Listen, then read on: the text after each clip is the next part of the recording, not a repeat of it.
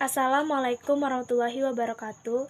Perkenalkan, nama saya Cindy Maldini, asal kelas 5F NPM 5019208.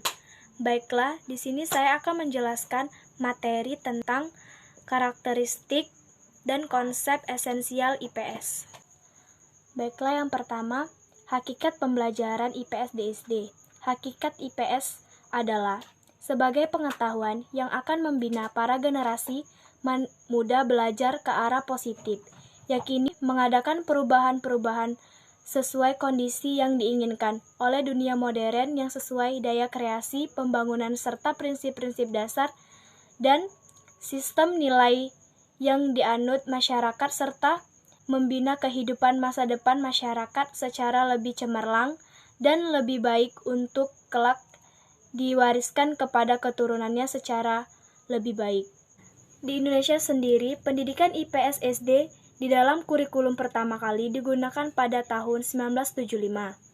Pada kurikulum sekolah dasar 1968, belum muncul istilah ilmu pengetahuan sosial pada mata pelajaran, namun disebut sebagai ilmu bumi. Yang kedua yaitu tujuan pembelajaran IPS di SD.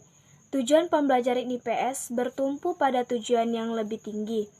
Tujuan pendidikan nasional pada tataran operasional dijabarkan dalam tujuan institusional tiap jenis dan jenjang pendidikan. Selanjutnya, pencapaian tujuan institusional ini secara praktis dijabarkan dalam tujuan kurikulum atau tujuan pembelajaran pada setiap bidang studi dalam kurikulum, termasuk bidang studi IPS. Tujuan pendidikan IPS dikembangkan atas dasar pemikiran bahwa pendidikan IPS merupakan suatu disiplin ilmu.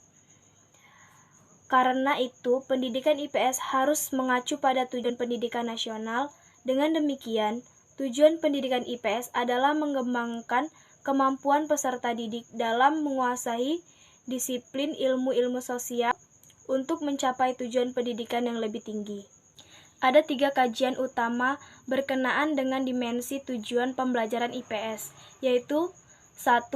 Pengembangan kemampuan berpikir siswa. Pengembangan kemampuan intelektual adalah pengembangan kemampuan 3. Karakteristik pembelajaran IPS di SD. Karakteristik pembelajaran pelajaran IPS dapat dilihat dari materi strategi penyampaiannya. Yang pertama, materi siswa dalam berpikir tentang ilmu-ilmu sosial dan masalah-masalah kemasyarakatan.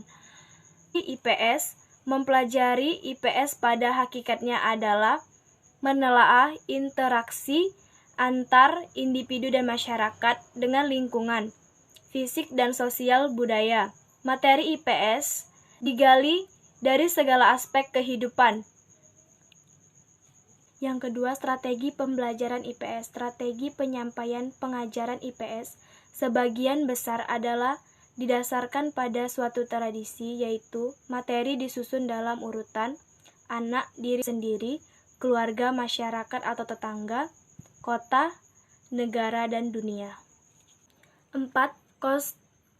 Konsep esensial ilmu-ilmu sosial dalam IPS.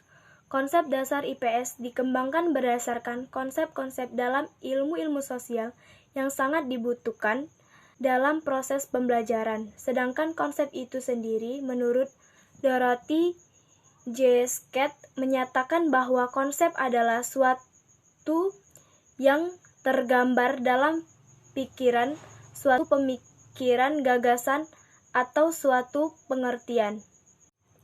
Itulah materi yang dapat saya sampaikan, lebih dan kurangnya saya mohon maaf. Wassalamualaikum warahmatullahi wabarakatuh.